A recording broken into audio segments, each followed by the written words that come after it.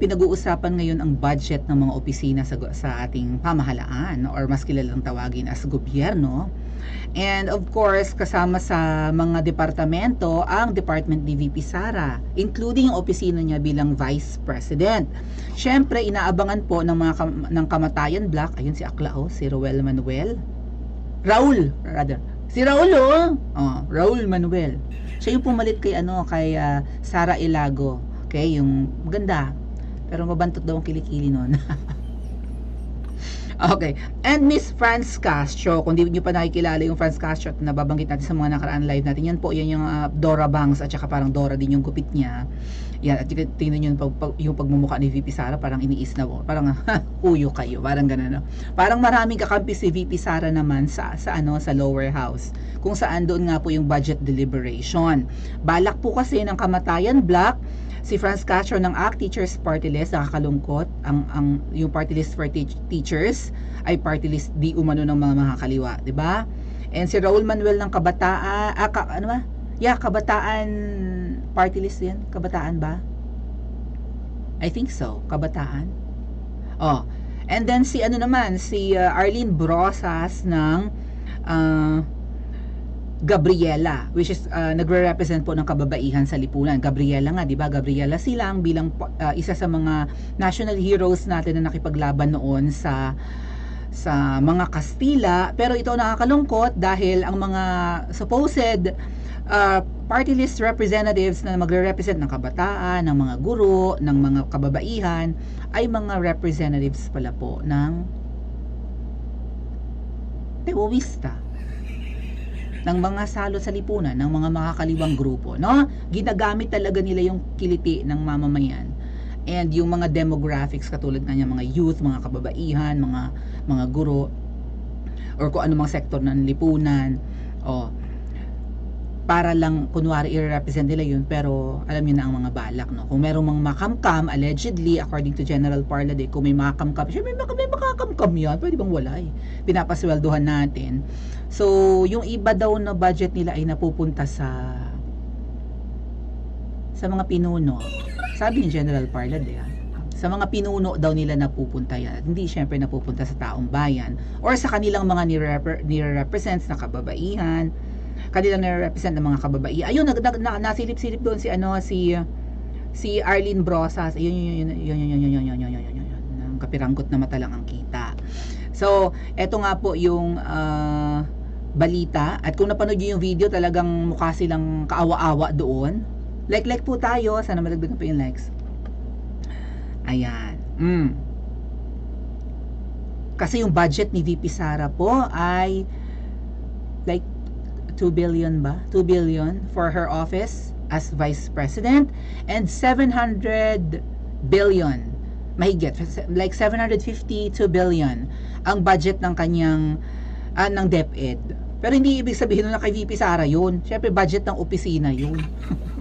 At saka sinasabi ko nga sa inyo, talagang dapat malaki ang budget, or di ba 5 trillion yung budget. Tingnan niyo, halos mag 1 trillion yung budget ng DepEd. Kasi kailangan pag-igihin ng Pilipinas ang edukasyon, di ba? Bawasan tapusin ang kamangmangan, or bawasan kung hindi man tapusin. Ganun yun ang goal. Kaya ang DepEd ang may pinakamalaking budget na pupunta po yan. Like ilan ba ang nag-aaral na kabataan? Like 5 million po yata ang ating students sa public school. Baka hindi lang. So sipin yung laki-laki ng budget na dapat ilaan sa kanila, no, sa ating mga mag-aaral sa pampublikong institusyon. Eto po, nagkaisa ang mga miyembro ng House Committee on Appropriations at saka si po yata yung nag-nominate si Sandro na I nominate na itapusin na yung budget deliberation thingy. Nagkaisa ang mga miyembro ng House Committee on Appropriations na mabilis na aprubahan ang proposed budget ng Office of the Vice President sa susunod na taon. And you know what? Yung budget na binabanggit ko kanina, budget ni VP Sara para sa kanyang, ba't ganyan? Nasaan akong lupalop? Okay. Yung kanyang budget sa DepEd, ano pa nga, kinwestiyon pa nga ng isang Pinklawan. Sapat na ba yung budget mong yan? Naliliitan pa nga yung isang Pinklawan sa 752 billion na budget ng DepEd. Kasi even yung Pinklawan na yun, na ngayon ay parte na ng kaya siguro kaya parang may kaunting support kay VP Sara kasi 'di ba si Sandro ang allegedly namumuno na ng Partido Federal ng Pilipinas na ayaw naman nila magkaroon ng federalism. Yung isang Pinklawan na parang gusto pa nga niyang dagdagan yung budget ni VP Sara sa DepEd ay tinatanong pa si VP Sara kung okay na siya sa budget na yun.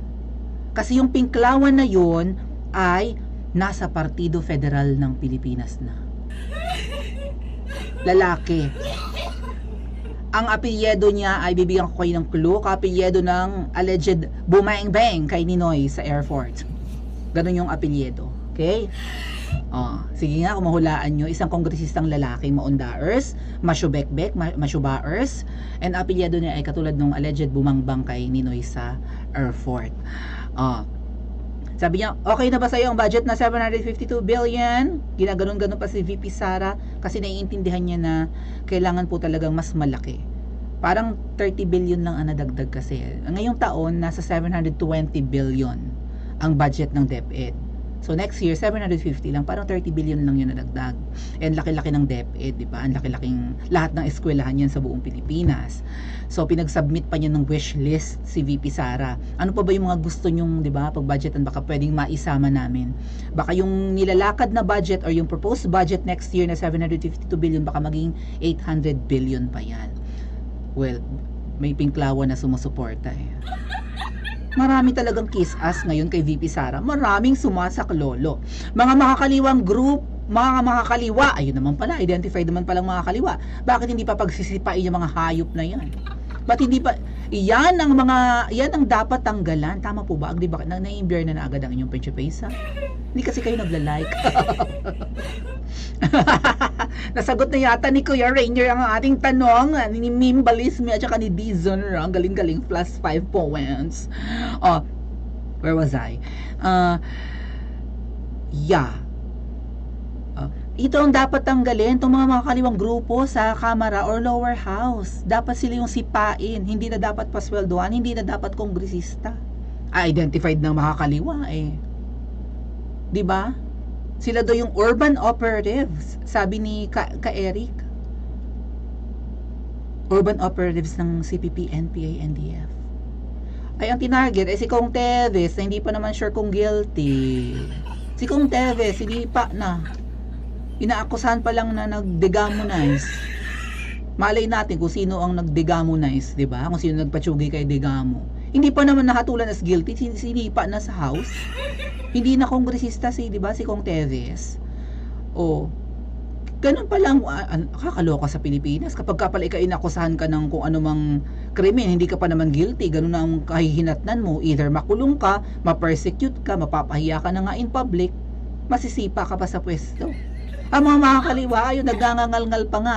Mabuti na lang at yung tatlong tungaw, yan, si Raulo, si Franz Castro na Dora the Explorer, at saka yun si, I think that's si itong kalahating muka, si Gabriela yan eh. Arlene Brosas. Hindi sila naka-eksena sa ibang kongresista. Kasi dyan, tama po kayo, number game talaga po itong ganap-ganap. No? Karamihan sa mga ganap-ganap sa legislative department, kahit sa, di ba, kapag may mga impeachment, botohan ito. Tatlo lang silang tungaw ang kumukontra kay VP Sara or gusto nilang paimbestigahan kung saan napunta yung 125 million na budget ni VP Sara sa OVP, yung confidential funds. Sila lang ang umangal-ngal, yung iba, wapakils. Feeling ko yung iba na yung takot lang kay VP Sara. And also, kaya rin siguro hindi pinakinggan yung tatlong tungaw. Tungaw talaga, mami. Ay dahil wala silang maipakitang ebidensya na kumbaga misspent or something or ginastos sa hindi legal or hindi malinaw na paraan yung sabi nilang 125 million. Kumbaga parang nagkukwento lang sila, nagkukwento malatrililing, di ba ganyan naman talaga mga Pinklawan, mga kaliwa. May nasagap silang kwento or may ginawa silang kwento, din paniniwalaan nila pag paulit-ulit nilang sinabi, it's as if it's real. 'Diba? Ganun yun eh, pag inulit-ulit mo isang kasinungalingan, eventually pagka kung paano mo i-deliver yan, mukha ng totoo. Wala silang mai-present na evidence na yung perang yun ay nadispalko or na-mismanage or kung ano man ang pwede mong gamitin term, 'di ba, ginastos sa kamalian or kapararakan or what, ibinulsa, ayan nga po. Bigo sa kanilang maitim na plano, sa kanilang masamang balak, masamang plano para sa budget ni VP Sara sa susunod na taon. In fact, yung budget nga po ni VP Sara, ang liit kumpara sa budget ng Office of the President. Okay? Ayan. Ayun, tama ako sa akin naalala. Nandun din kasi kanina sa budget deliberation si VP Sara para i-depensa yung kanyang budget na 2.3 or 2.4 na yan. Kapag di ba, natin, round off na natin. So halos 2.4 billion lang ang budget ng opisina niya. And alam nyo, and siguro knowledge naman to ng marami na OVP pa lang yan, ha, iba yung sa DepEd. Pero baka makita natin dito.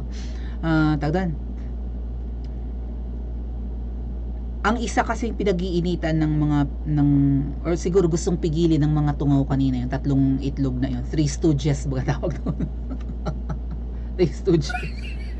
Ang gusto nilang mapag-initan ay huwag magkaroon ng confidential fund si VP Sara or mapigilan yung kanyang confidential fund.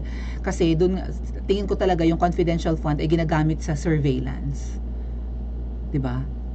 So, parehong opisina, ang DepEd at saka yung OVP, may parehong budget na for confidential fund, ikukunin doon sa 2.4 billion budget ni VP Sara sa OVP at saka yung sa 752 billion na budget ng nasa ganyang figure yung budget ng DepEd, doon kukunan ng merong chunk doon for confidential funds at saka syempre sabi ko nga for surveillance yan ng mga makakaliwang grupo at ng kanilang galawan mabutit nandyan din si VP Sara sa DepEd para mamonitor kung sino-sino ang mga recruiter sa mga eskwelahan, lalo ngayon balik na ang klase, face to face na. Kung noon nga na asynchronous or 'di ba online ang klase dahil sa pandemic, nakakapang-recruit ang mga makakaliwang grupo, how much more ngayong face to face? Malay nyo pati teacher na nagtuturo kasi 'di ba yung ACT teachers na yan nasa 100-200,000 members yan, mga teachers na may miyembro niyan. O ilan kaya doon ang recruiter? At saka sinong teacher ang bobo na magpapamiyembro sa isang party list ni Franz Castro, nakilala, balitang-balita na, kalat na, 'di ba, na legal front di umano ng mga kaliwang grupo or makakaliwa nga sila. Sinong bobong teacher ang magpapamiyembro doon? Right? Syempre ang expectation natin sa mga teachers kahit papaano may ganito, one step ahead of almost everyone. Hindi naman pwedeng ang teacher ang walang alam tapos yung kanyang mga student ang mas may alam. Kaya nga mga teachers bugbog sa seminars. Kasi kapag nagkakaroon ng mga panibagong advancements sa technology, sa computerization, ganyan, sa mga gadgets, lahat na. So nag-a-advance kasi yung technology natin. Hindi pwedeng mapag-iwanan yung mga teachers. Hindi pwedeng ang mga bata ang techie or students tapos ang teachers walang alam. Ay maluloko kami ng mga estudyante. So dapat laging always one step or maybe multiple steps ahead, 1,000 steps if you may, ang mga teachers kaysa sa kanilang mga mag-aaral. So sinong teacher ngayon ang bobo na magpapamiyembro sa mga kaliwang grupong party list? Unless makakaliwa sila. Kuha nyo yung punto ko. Ayan ang ganap-ganap. Pagkatapos ng visual presentation, ganito, parang presentation din natin kapag nagdi-discuss, para ipaliwanag saan gagamitin. Ito na daw mga sumunod na nangyari. I move to terminate the budget of the Office of the President. We have 21 members of the committee. Sabi po yun ni Kong Sandro. So, good job, Kong Sandro. Pupurihin naman natin kahit paano, no? Pero, yeah, whatever. I move to close na agad. A motion to terminate. May nag-second demotion. Tapos, palag-palag si Arlene Bros, si Franz Castro. Gusto pa namin mapakinggan. Tatanungin pa namin. Wala naman kayong dalang ebidensya. Magtatanong kayo. Magpapasikat lang kayo dyan sa budget deliberation. Nga. Itchapwera. sabay alis ni VP Sara na taas no. Hence this photo from SMNI. Oh, talagang taas noong umalis si VP Sara sa budget deliberation. Good job. Pero sana po pagdating dito sa budget deliberation, feeling ko kasi may tatlo lang talagang naglakas loob para kontrahin si VP Sara. Yung iba dyan mga kiss ass lang, right? May mga iba naman na naiintindihan nila na wala namang ginagawang, walang mahanap ang COA, di ba?